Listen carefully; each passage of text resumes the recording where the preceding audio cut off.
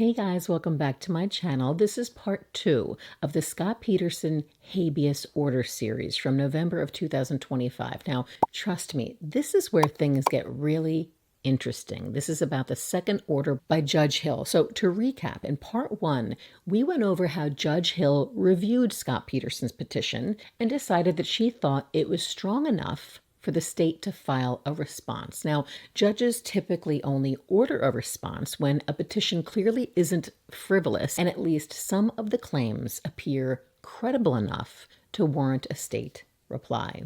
But there are deeper things developing here with this case that we need to go over before we even hop in to that second order. So let me explain. Now, if you're new here, just a quick bit of context. Scott Peterson, now 53 years old, was convicted in 2004 of murdering his pregnant wife, Laci, and their unborn son, Connor. It was an entirely circumstantial case, meaning that no forensic or direct evidence ever tied Scott Peterson to the crime, although he was found to be cheating on his wife at the time of her disappearance, which was something that many people believe proved a possible motive for him to kill his family. However, Scott has always maintained his innocence, and his defense from the very beginning has been that somebody else was responsible for the crime. The defense couldn't prove it, though, at least not with the evidence that the police and the prosecution handed over to them. However,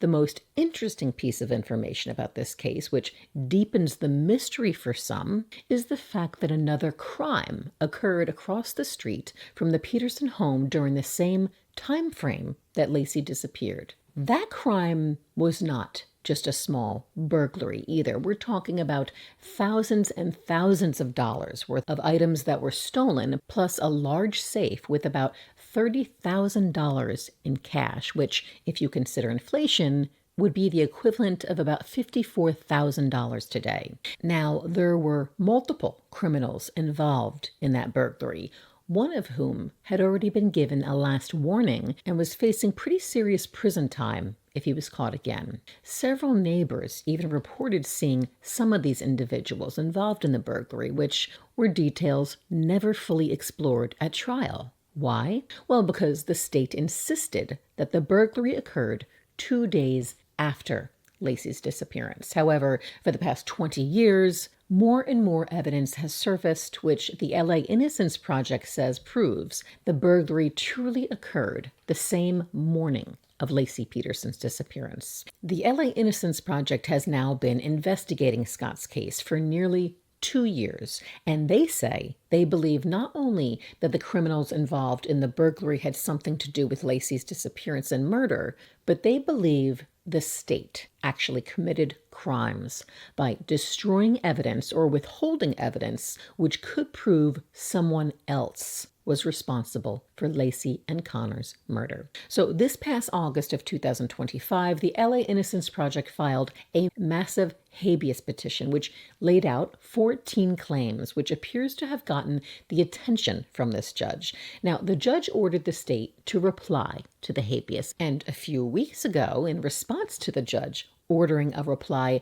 the state filed for a 60-day extension. They said to have enough time to properly respond to Peterson's habeas petition. Now, the LA Innocence Project fired back immediately, pointing out that the prosecution has had much of this information for months, and in many cases, years. The LA Innocence Project even included emails as exhibits to the judge, proving that the LA Innocence Project has repeatedly tried to meet with the state to discuss the new evidence, including information from a former state expert witness who has now changed their position on key scientific points in the case. That state witness has changed his previous opinion that baby Connor died on December 23rd or 24th, and now says, based on new studies, he believes the science shows it is more likely that baby Connor died closer to January, which of course would change the state's entire timeline of the crime, ultimately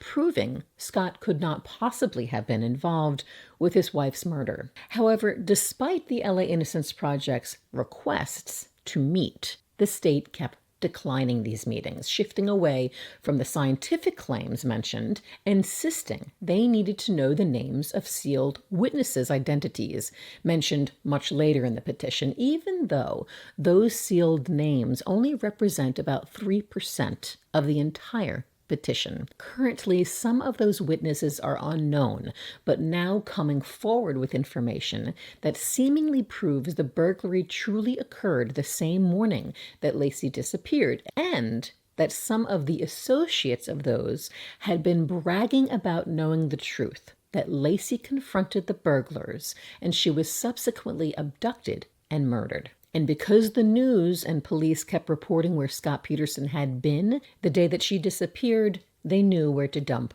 the body. And as far-fetched as that may sound, it should be noted that this information actually also corresponds with information a prison guard lieutenant had discussed with detectives just 3 weeks after Laci's disappearance. So the state kept complaining that they didn't have identities of some of these people to be able to investigate them, while the LA Innocence Project kept wanting to talk about the actual science in the case. Anyway, despite the back and forth of whether the state should get an extension to give a response to the habeas, Judge Hill ultimately granted the state their desired 60-day extension. So that means the new deadline for the state's informal response is now January 12th, 2026. Now, there's something else brewing in the background, which is very interesting and worth noting here.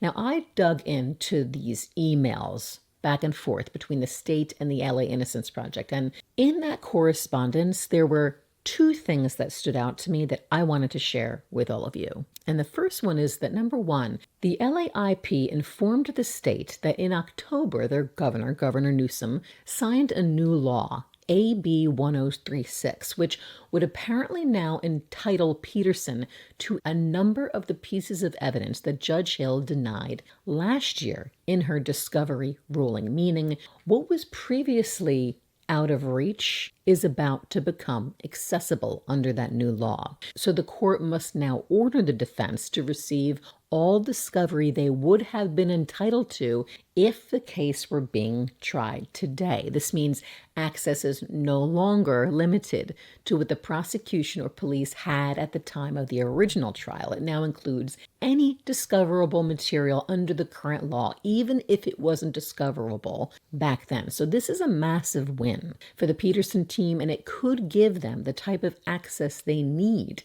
to build a strong case against the state. And by the way, on top of not being ready to submit their informal reply, the state still hasn't responded to the LAIP's new DNA motion from October, where they were pushing for additional DNA testing on materials in the case they believe could be tied to alternate suspects. That DNA motion ties directly to witness statements that now link individuals associated with the burglary driving the same orange van that was later set on fire hours after Laci's disappearance about a mile from her home, that was found with an apparent bloody mattress in the back, which was also discovered in the alley behind the alibi location of one of the burglars. So all of this together paints a picture, at least to me, by reading through this email exchange between the state and the LAIP. It seems to me the state appears that they're getting kind of buried in the new evidence, deadlines,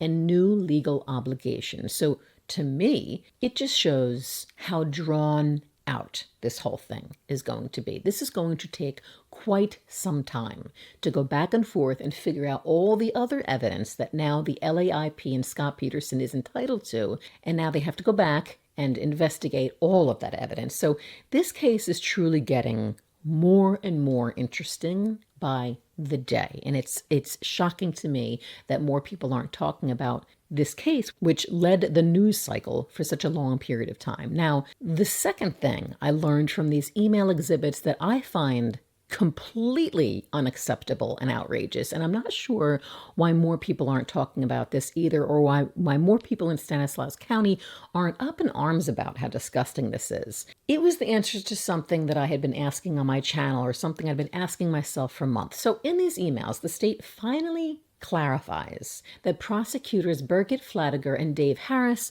are currently employed by the Stanislaus County DA office. Now, who are these people and why should that be significantly outrageous to people? So earlier this year, Stanislaus County Prosecutor's Office settled a $25 million malicious prosecution lawsuit that claimed they fabricated and withheld and tried to frame 9 other people for murder in the Frank Carson case. So these same 2 prosecutors who have been working on the Peterson case for 20 plus years were directly involved in that embarrassing lawsuit. And why did the county settle? Well, they were going to trial the next day, and they likely feared there was enough evidence against them that the jury would likely award far more than $25 million. So at the time this happened, a few months ago in April 2025, news sources reported that those prosecutors were no longer employed by the DA's office. They didn't further clarify, and I'm not sure where that statement even came from, because now we're hearing the opposite. Now, what many people don't know is as of last year, again, these same 2 prosecutors were retired, yet they were being paid a special pay rate to work part-time on this, fighting the LA Innocence Project in court on the Peterson case. Again, despite being retired, getting paid a pension, and being involved in a disgraceful lawsuit that cost taxpayers $25 million. Now, my question is, why is this not concerning anybody else? Why would that DA keep these 2 prosecutors with this type of record tied to the case after costing taxpayers $25 million for malicious prosecution? Is this supposed to help, people remain confident about the Peterson case when the Innocence Project is claiming malicious prosecution in this case as well? It is completely outrageous. Now, at least one of the plaintiffs in that civil lawsuit on the Frank Carson case was at the time seeking to press criminal charges against these prosecutors, but that is still ongoing. Now let's get back to the meat of the second order. So again, at the time Judge Hill ordered the informal response to the habeas, she submitted another order, which was a final ruling on motions between the state and Peterson's team back in September. So basically, if this habeas stays alive, she had to rule on how they would move forward with certain witnesses. So they filed back and forth arguments over redactions, sealed exhibits, and witness information, mostly tied to that burglary. And then something unexpected happened. In the middle of those filings, the state suddenly asked the judge to strike entire exhibits from the record, including exhibits tied directly to the alternate timeline. And here's why that stood out. That is not typically how habeas procedures work. This stage isn't designed for striking evidence, and courts rarely consider requests like that before the state has even filed its response. So that move of theirs raised some eyebrows and questions for people, because on its face, it seemed either the state didn't know what they were doing, they misunderstood the procedural posture, or they were making like a desperate attempt to keep particularly damaging evidence and information from landing in the official record. Either way, the timing and strategy came across as unusually aggressive and arguably a sign of how high the stakes are for the state's original timeline. But here's what I found interesting. Judge Hill sort of swatted away that request. She didn't go for it at all. And she responded to it in an interesting way. And we're going to see and go over that in a few minutes. So I'm going to just reread verbatim the second order, and it's a 17-page ruling that doesn't just settle the witness or evidence sealing dispute. It also reveals what evidence that she is willing to consider, or she legally has to consider at this stage, and what she refuses to let the state quietly remove from the record. So again, these 2 orders, when combined, to me, send a very clear message that the judge appears to believe there are serious issues here worth examining, and she is handling this case very carefully and very fairly from the start. So knowing all that, I think this is going to get very interesting. Before we get into reading the second order, though, just a quick reminder, I am not a lawyer. I am simply reporting on and reading directly from the judge's rulings and breaking down what they appear to signal within the broader context of the case. So today, let's just walk right through the second order, which is the November 5th ruling on the motion to seal and the people's motion to strike. And I'm just going to read much of it verbatim. A lot of it is repetitious, but I will pause along the way to explain what each piece is, how it connects to the case, and why it matters. So let's just get right into it. Okay, it says, on August 4th, 2025, defendant petitioner filed a verified petition for writ of habeas corpus and 8 volumes of accompanying exhibits. Concurrent with the petition, he also filed a motion to file unredacted exhibits under seal pursuant to California Rules of Court 2.550 and 2.551. The people filed a written opposition to the motion to seal on September 2nd, 2025. Defendant filed a notice of errata and replied to the people's opposition on September 3rd, 2025. The people filed a reply to the notice of errata and motion to strike on September 5th, 2025, and defendant filed a reply and opposition to the motion to strike on September 20th, 2025. The court read and considered each of the foregoing pleadings and makes the following findings and orders on petitioner's motion to file unredacted exhibits under seal. 1. Legal standard. California Rules of Court 2.550 and 2.551 set forth the requirements for filing documents under seal. The court may not seal documents filed in a case by stipulation of the parties and is required to make express factual findings specifically articulating the reasons for sealing any documents or portions of documents. The court may only seal records if it finds the following 5 facts. 1. There exists an overriding interest that overcomes the right of public access to the record. 2. The overriding interest supports sealing the record. 3. Substantial probability exists that the overriding interest will be prejudiced if the report is not sealed. 4. The proposed sealing is narrowly tailored. 5. No less restrictive means exist to achieve the overriding interest. 2. Findings regarding specific exhibits. Petitioner seeks to file under seal redacted versions of 10 exhibits submitted in support of his petition for habeas corpus filed on August 4th, 2025. He has lodged both redacted versions of the proposed sealed exhibits for filing in the public record and unredacted versions of the exhibits with the court in support of his motion to seal. The court has reviewed the unredacted exhibits. The court summarizes its findings as to each of the 10 exhibits below.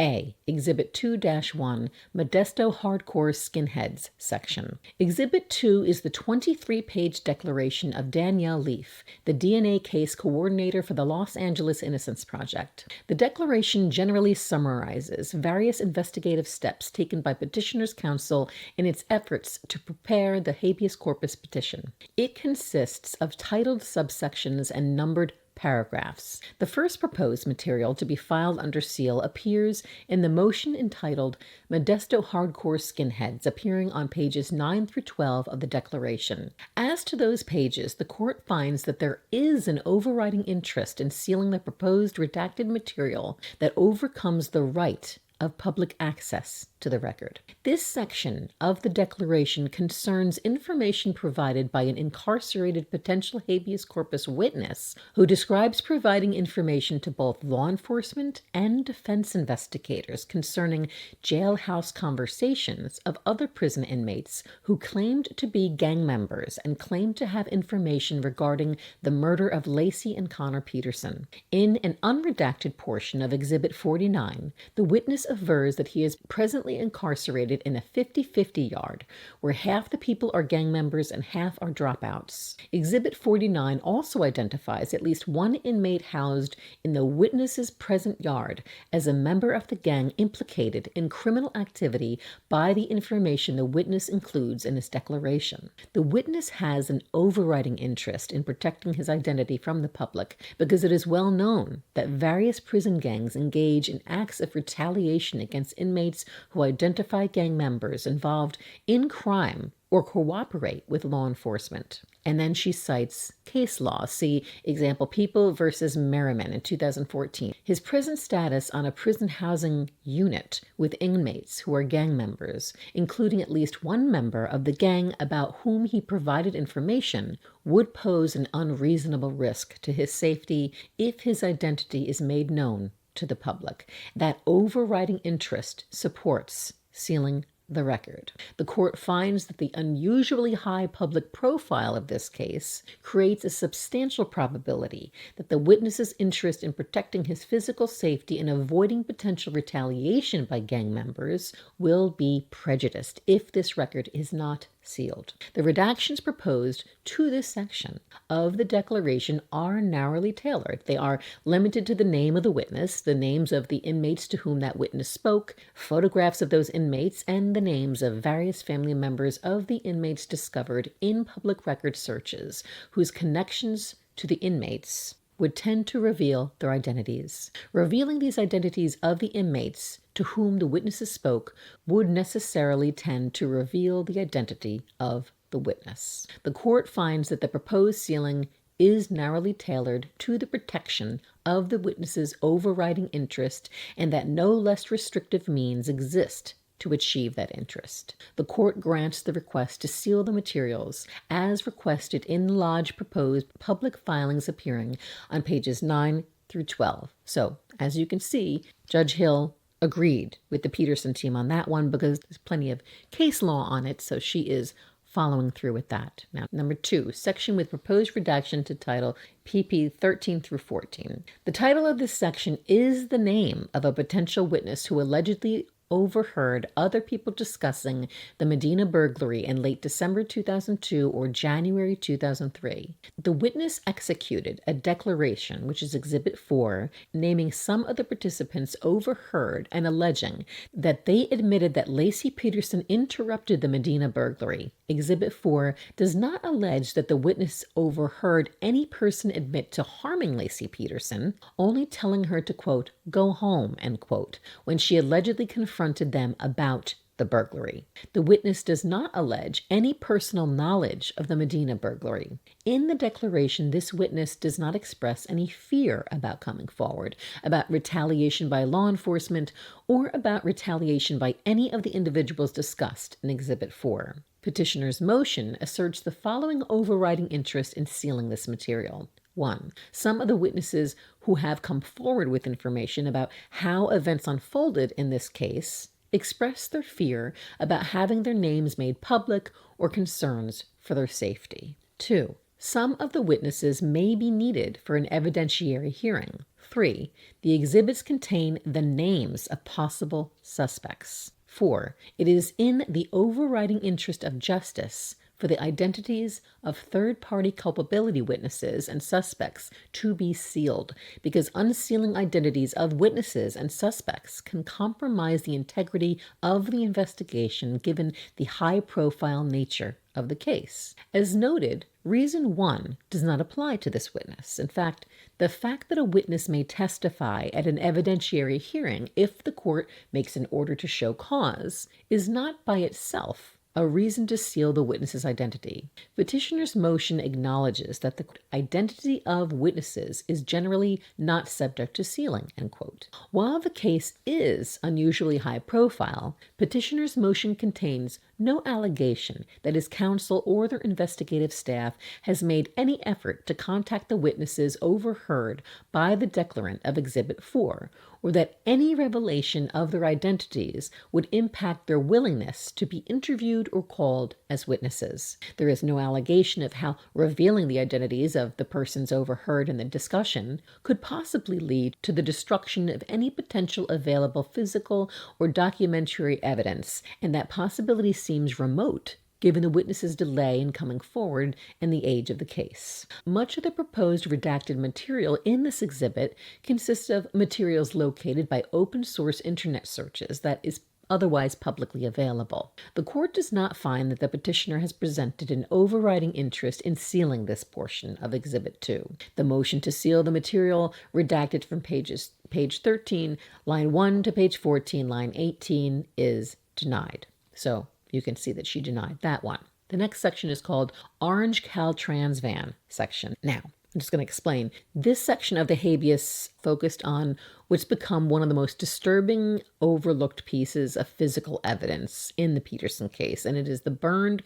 orange CalTrans van. So, according to the petition, roughly 12 hours after Laci Peterson vanished, firefighters responded to a vehicle fire about a mile from the Petersons' home in an alley directly behind the alibi location of one of the Medina burglars. So inside the van was what appeared to be a bloody mattress, later confirmed to test presumptive positive for human blood. Yet ultimately, no full DNA profile testing has ever been done on it. So the habeas argues that the existence of this van and the burned mattress was cross-referenced in Modesto police files with the Peterson investigation, but never disclosed to the defense, which is a problem. They're supposed to disclose that information, especially when it's cross-referenced in their own police files. The LA Innocence Project says this evidence came to light only after an independent journalist tracked down the original van fire investigator who confirmed that the mattress was bloody, there was a bloody mattress report, and the van's proximity to a key burglary suspect. So the defense is now seeking new DNA testing on that, arguing that if that blood belongs to either Laci or another known suspect, it could radically reframe what really happened the morning that she disappeared. So back to the order, to this CalTrans section, the judge wrote, "The proposed redactions from this section are all material found in open source internet searches, some of which occurred more than 10 years ago. Petitioner does not allege that he has interviewed any of the persons whose names are proposed to be redacted, or that any of them have asserted that they have any personal knowledge or hearsay information about the murders of Laci and Connor Peterson. None of petitioner's asserted reasonings for sealing appeared to apply to this material, since none of the named individuals are neither anticipated witnesses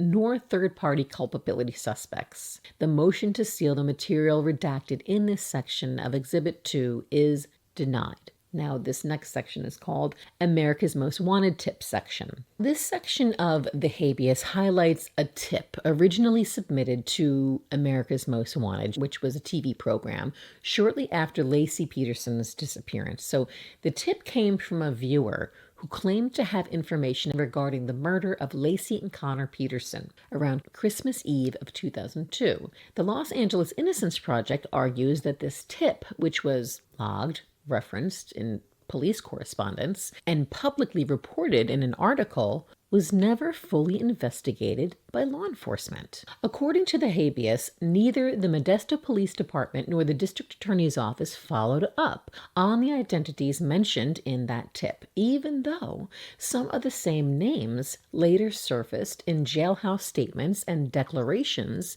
describing gang ties and possible involvement in the Medina burglary. The defense's argument is that if this America's Most Wanted tip had been properly investigated and disclosed, it could have supported third-party culpability, reinforcing the theory that Laci's death was connected to a group of burglars or gang-affiliated individuals and not her husband. So knowing that, in this order, in this section, the judge wrote, "Petitioner proposes the redaction of an individual's name from this section. The source of the name is a publicly available newspaper article from 1999, cited unredacted and reproduced with the proposed sealed name unredacted in Exhibit 7. Petitioner does not allege that he has interviewed the person whose name is proposed to be redacted or that the person has asserted having any knowledge, personal or hearsay, about the murders of Laci and Connor Peterson. Petitioner does not allege that the individual named is a third-party culpability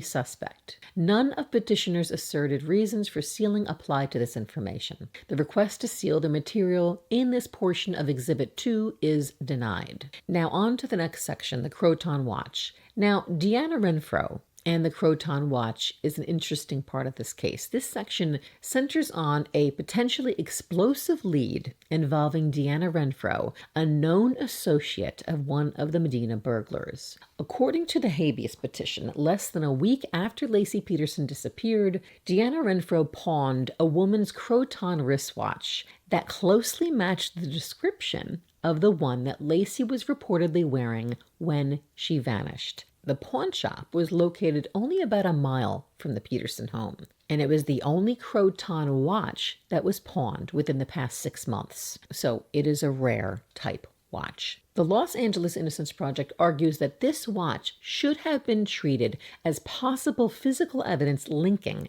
Laci's disappearance to the burglary suspects. But instead, the report of Renfro pawning the watch was buried in police files and never disclosed to the defense at trial. Renfro herself has a criminal history and personal connections to the same group of people who burglarized the Medina home across the street from the Petersons, the very crime that investigators insist happened after Laci disappeared. The defense claims that had the jury known about this watch and who pawned it, it could have completely altered the timeline of events and introduced reasonable doubt about Scott Peterson's guilt. Now, as far as this order goes, this is what the judge had to say about keeping some of that information sealed related to the watch. She wrote, "The information petitioner seeks to seal in this section was obtained by open source internet searches. Petitioner has not alleged that he has interviewed any of the persons whose names he seeks to seal.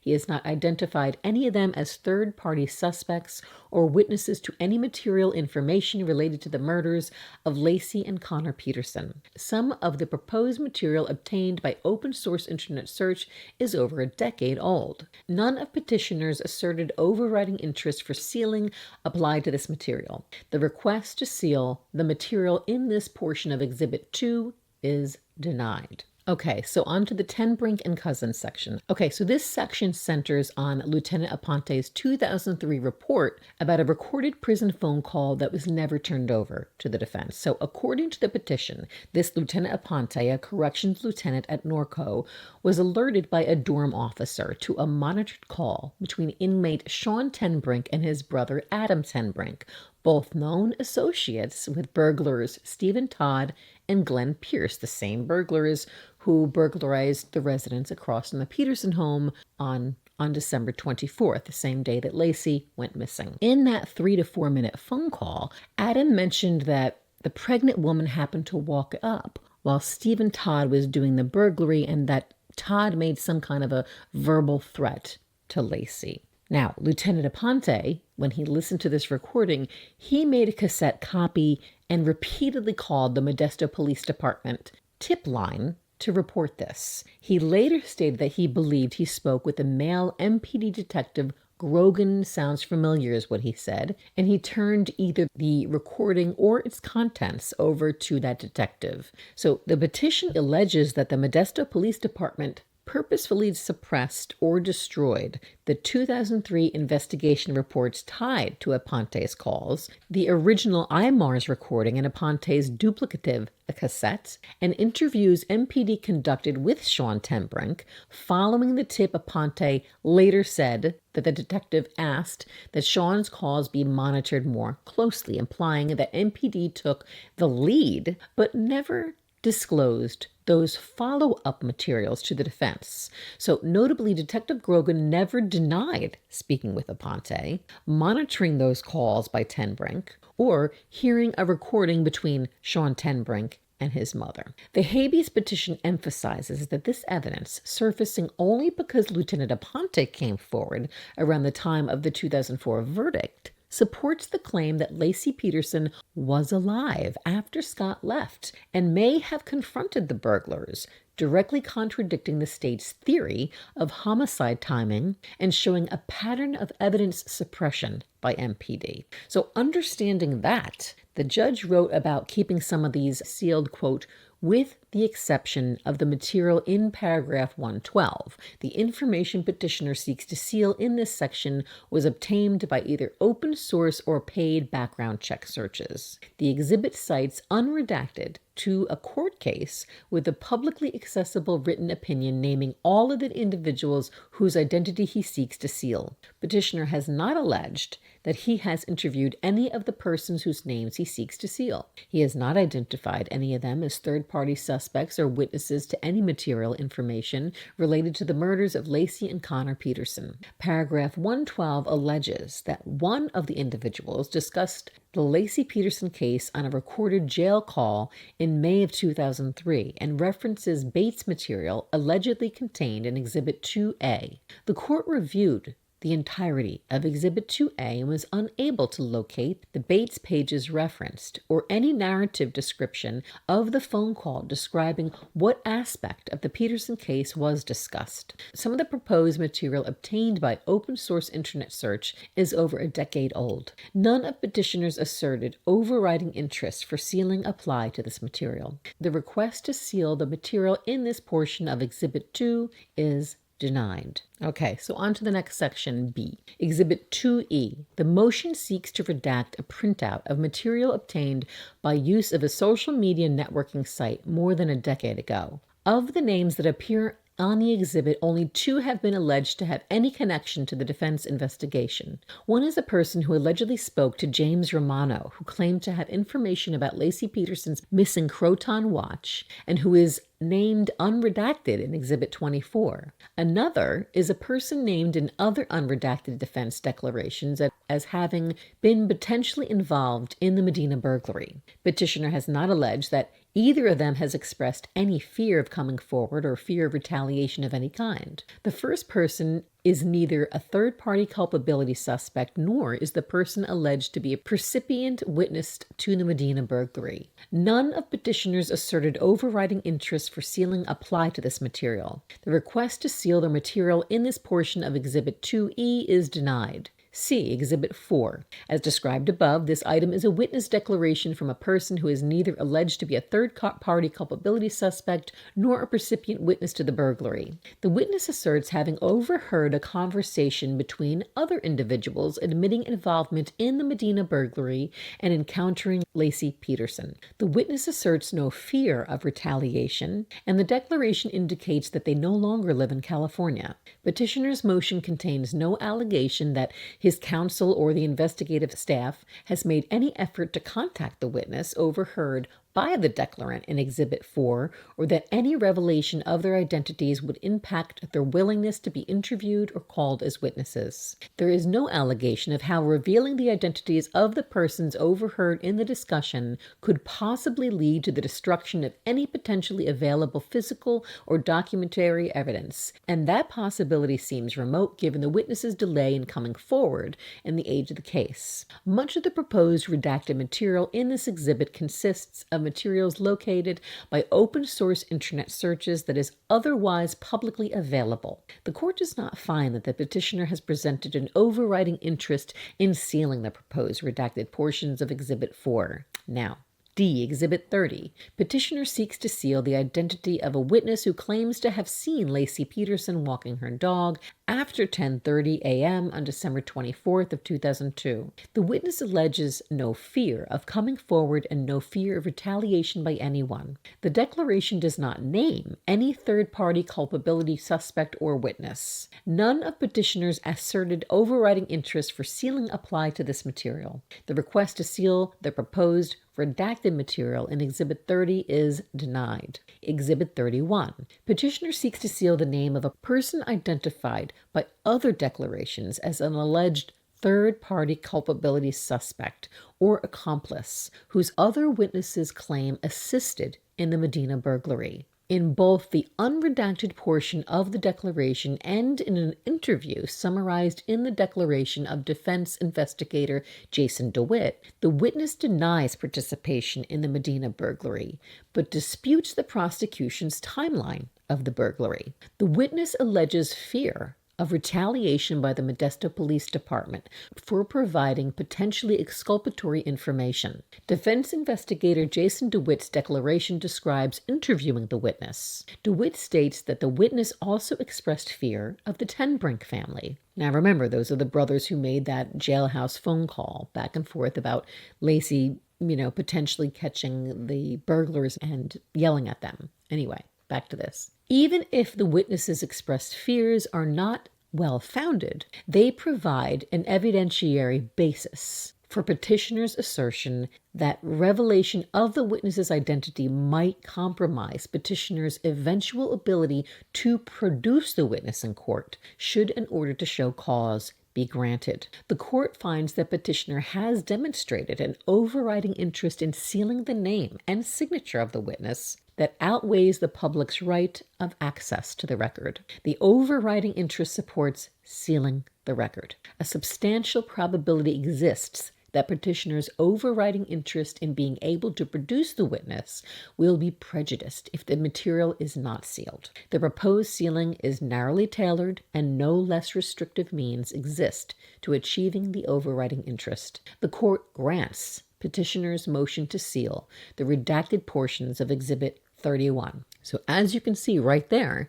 the judge is protecting that witness who that might actually mess with the state's timeline. So that is important to note there. If you notice that the Jason DeWitt was an investigator and he interviewed somebody who claims that the burglary occurred over a 3-day stretch. Now, Exhibit 44. Petitioner seeks to seal the identity of the declarant in this exhibit, which describes hearsay conversations with his now deceased former co-worker Danny Chapman. The declaration states that Chapman told the witness that Chapman's unidentified former cellmate confessed to being an accomplice to the Medina burglary, that Laci Peterson had interrupted that burglary, and that one of the burglary participants had grabbed her, thrown her into a white van, hit her over the head with a rock, and later burned the van. The witness expressed no fear of retaliation by anyone, nor any reluctance to share the information. The witness indicates that he has twice before contacted members of petitioner's legal team in 2017 and 2019. None of petitioner's asserted overriding interest for sealing apply to this material. The request to seal the material in this Exhibit 44 is denied. Exhibit 45. The declaration contains information from a witness who claims to have heard a former boyfriend bragging about his involvement in the murders of Laci and Connor Peterson. In other materials submitted earlier in the proceedings, the named individual has denied any such involvement. The court finds that the named person has an overriding interest in not being publicly accused of being accomplice to the murder at this stage of the proceedings, before the court has ruled on whether petitioner has demonstrated a prima facie case for issuance of an order to show cause. That overriding interest overcomes the public's right to access the record and supports sealing the record of the individual's identity. Given the continuing public interest in the case,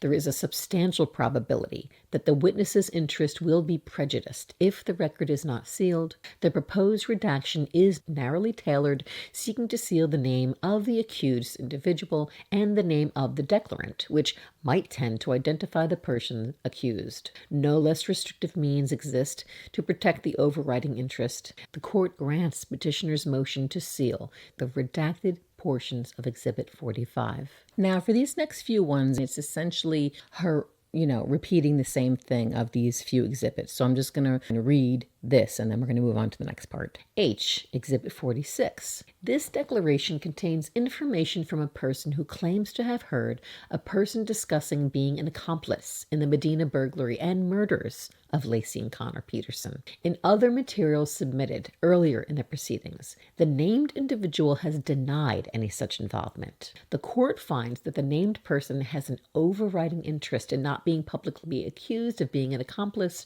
to murder at this stage of the proceedings before the court has ruled on whether petitioner has demonstrated a prima facie case for issuance of an order to show cause. That overriding interest overcomes the public's right to access the record and supports sealing the record of the individual's identity. Given the continuing public interest in the case, there is a substantial probability that the witness's interest will be prejudiced if the record is not sealed. The proposed redaction is narrowly tailored, seeking to seal the name of the accused individual and the name of the declarant, which might tend to identify the person accused. No less restrictive means exist to protect the overriding interest. The court grants the motion to seal the redacted portions of Exhibit 46. J, Exhibit 49. The court finds that there is an overriding interest in sealing the proposed redacted material that overcomes the right of public access to the record. This declaration concerns information provided by an incarcerated potential habeas corpus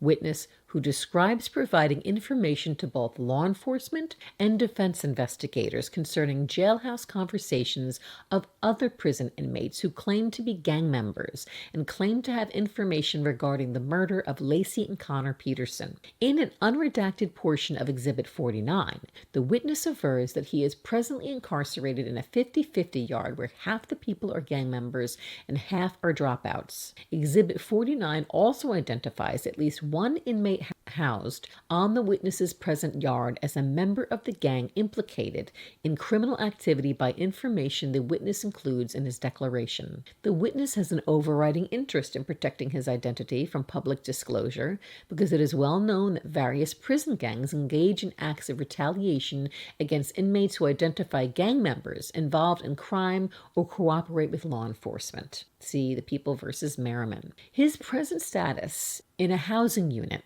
with inmates who are gang members, including at least one member of the gang about whom he provided information, would pose an unreasonable risk to his safety if his identity is made public. That overriding interest supports sealing the record. The court finds that the unusually high public profile of this case creates a substantial probability that the witness's interest in protecting his physical safety and avoiding potential retaliation by gang members will be prejudiced if the record is not sealed. The redactions proposed to this section of the declaration are narrowly tailored. They are limited to the name of the witnesses, the names of the inmates to whom that witness spoke, photographs of those inmates, and the names of various family members of the inmates discovered in public records searches whose connections to the inmates would tend to reveal their identities. Revealing their identities of the inmates to whom the witnesses spoke would necessarily tend to reveal the identity of the witness. The court finds that the proposed sealing is narrowly tailored to the protection of the witness's overriding interest and that no less restrictive means exist to achieve that interest. The court grants the request to seal the materials as requested in the lodge proposed on public filings appearing on pages 9 through 12. So that's essentially the judge's rulings on the sealing of information. But the next section, she refers to the state's motion to strike. Now, here's the section where the state tried to have things stricken from the record, and some of them just seemed kind of over the top. Just me, an outsider, reviewing. And here's where she wrote 3. People's motion to strike. The people asserted motions to strike in their opposition pleadings filed September 2nd, 2025 and September 5th, 2025. The court rules on those motions as follows. The court denies the September 2nd, 2025 motion to strike Exhibit 4 based on the lack of a signature. And here's where the judge points out that it's a little bit silly because petitioner submitted a corrected signed version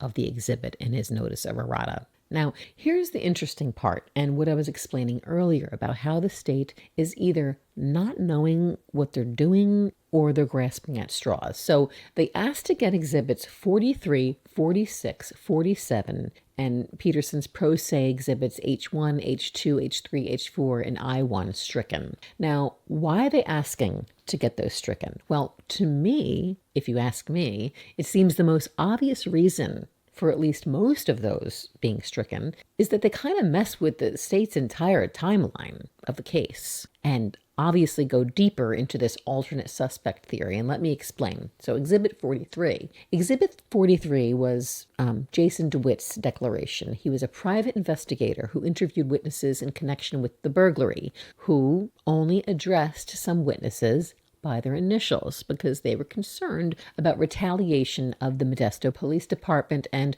by those implicated by their statements. In his exhibit is detailed information about how he interviewed initials DM, who grew up with Stephen Todd, one of the burglars, and he stated he was aware of the Medina burglary and how Stephen Todd used to case houses by looking for mail or newspapers. And DM told investigator Jason that it was his understanding that the Medina burglary was a multi-day event. And for those of us who had followed this case a long time, we have heard this before, that the burglary began on December 24th, the day of Laci's disappearance, and it continued on through December 26th. DM also said that the burglar Stephen Todd called him personally from inside the Medina's home on the 24th, saying there was a heavy safe and they needed help getting it out of the house. But this DM person says he declined to help, but he believes someone else must have helped them with a vehicle to transport that heavy and large safe. And this DM person suggested that those people must have, quote, done something stupid. He also suggested that the Ten Brink brothers were fully capable and, quote, too dangerous for him, end quote. This exhibit from Jason DeWitt that they wanted stricken also says that Sean Tenbrink, remember one of the brothers involved in the jailhouse call where he said that the pregnant woman got involved with a verbal altercation with Stephen Todd, it is also mentioned in this declaration that Sean Tenbrink told Jason DeWitt that men in suits set up a camera and recorded an interview with him about how he mentioned, in his prison phone call that he overheard Stephen Todd got into a verbal altercation with that missing pregnant woman. That's that exhibit. Now, for Exhibit 46, the other exhibit they want stricken, is this person with the initials of ST, who again says that they were with others when the murder of Laci Peterson came up. And this person claimed that a white van was used for the burglary and that Laci caught them and threatened to call the police. But this person said that they, quote, had to shut her up. And they also revealed that they saw on the news where Scott had been that day fishing and then brought the body there to dump in that area. That's that exhibit that they want stricken. And then number 47, exhibit by initials KM, who in 2023 signed a declaration that said that the year prior he was with, friends, and people began discussing the burglary that occurred across the street from the Peterson home. And this person says that conversation revealed the house that they were robbing was under construction and they knew the owners were going to be out of town, which is interesting. It sort of implies that maybe somehow it was sort of an inside job and those construction workers maybe tipped off other people. I don't know, but who knows? This person also said they overheard a person say that Laci caught them robbing the house and they didn't want to get caught. This person got the impression that the men that they were with killed Laci. So this is one of the witnesses where the state wants to know her name and they want this information stricken or removed if they don't know who this person is. They can't investigate it. But again, it's kind of not the right time for them to bring this up. So here is what Judge Hill wrote about them requesting to strike that. Quote, the court denies as premature the people's request to order petitioner to provide complete unredacted copies of exhibits 43, 46, 47, and exhibits H1, 2, 3, 4, and I1, without prejudice to renewal of those objections in the informal response that the court is ordering concurrent with this ruling on the motion to seal. The respondent filing the requested informal response may assert any objections to evidence submitted in connection with the petition in the informal response. So right there, she's essentially saying procedurally, you're not supposed to do this here. You do this in your, you write those objections in your reply that I've asked for. So Judge Hill continues, quote, the People's September 5th, 2025 motion to strike is directed at the petitioner's reply briefing section entitled Argument. While the people couch their objections as required by Evidence Code 353, the sections of their brief they seek to strike are not evidence, but argument of counsel. None of the objections are directed to the declaration of opposing counsel filed under penalty of perjury, but to the argument asserted in the brief. Evidence Code 353 is inapplicable. Comments of counsel are not evidence. The motion to strike is denied. So they were trying to strike not actual evidence, but just argument of the counsel. And she's telling them that evidence code they were referencing isn't even applicable for what they were trying to do. She denied it. So that's interesting. And then the next section is orders. Based on the foregoing findings, the court partially grants petitioner's motion to file exhibits under seal. With respect to exhibits 31, 45, 46, 47, and 49, pursuant to CRC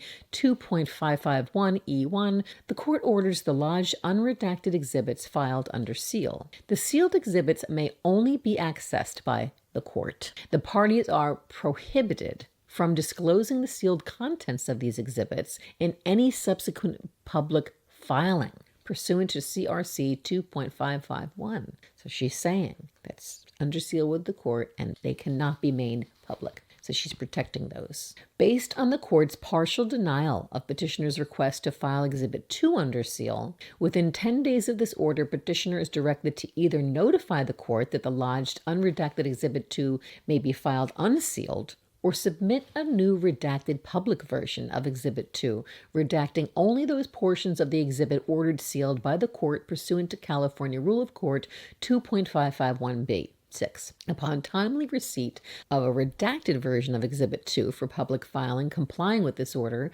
the court orders the lodged unredacted Exhibit 2 filed under seal. If the court does not receive a timely redacted version of Exhibit 2 for public filing, the court orders the clerk's office to permanently delete Exhibit 2 pursuant to CRC 2.551b6. The court denies petitioner's motions to seal any portions of Exhibit 2E, 4, 30, and 44, pursuant to CRC 2.551b6. If within 10 days of this order, petitioner notifies the court that exhibits may be filed unsealed, they will be so filed. If the court does not receive such notification within 10 days, the clerk's office is ordered to permanently delete Exhibits 2E, 4, 30, and 44. This order discusses only the public-facing content of the proposed sealed records in articulating the findings required by CRC 2.550. The court therefore does not seal this order. The court further finds that no additional sealing of the Register of Actions is required to maintain the sealing granted in this order, dated November 4th, 2025. So, wow. There you have it, in Judge Hill's own words. This order, it's not flashy, but to me, when I researched it, when I'm talking to other lawyers about it, it's interesting and it's telling. It shows a judge who's taking the time to really dissect every argument line by line. She's definitely not brushing anything here aside. She's engaging deeply with it. And when you do the actual math, it's even leaning slightly in more favor of the Peterson team when you add it all up. So now all eyes are turned to the state. They've been granted their 60-day extension. So they've got until January 12th, 2026 to file their informal response, unless they file for another extension.